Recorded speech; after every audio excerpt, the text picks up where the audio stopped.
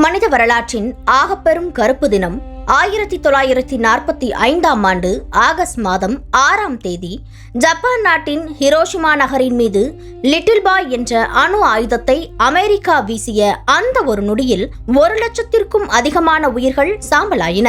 அத்துடன் அணு ஆயுத கதிர்வீச்சின் கோர பிடியில் பல தலைமுறைகளும் சிதைந்தன. எனவே அணு ஆயுதங்களின் அழிவு பாதையை உலகிற்கு உணர்த்தி உலக அமைதியை வலியுறுத்தும் விதமாக ஆண்டுதோறும் ஹிரோஷிமா தினம் கடைபிடிக்கப்படுகிறது. ஆனால் அணுகுண்டு வீசப்பட்டு 80 ஆண்டுகளை கடந்துவிட்ட இன்றைய சமகால சூழல் எப்படி இருக்கிறது? வரலாறு கற்றுக் கொடுத்த பாடம் மறக்கப்பட்டு உலகம் மீண்டும் அணு ஆயுத போரின் விளிம்பில் நின்று கொண்டிருக்கிறது. ரஷ்யா உக்ரைன் போர் மற்றும் மத்திய கிழக்கில் நிலவும் தற்போதைய தீவிர பதற்றங்களுக்கு மத்தியில் அணு ஆயுத பயன்பாடு குறித்த மிரட்டல்கள் உலக நாடுகளிடையே மீண்டும் ஒலிக்க துவங்கியுள்ளது.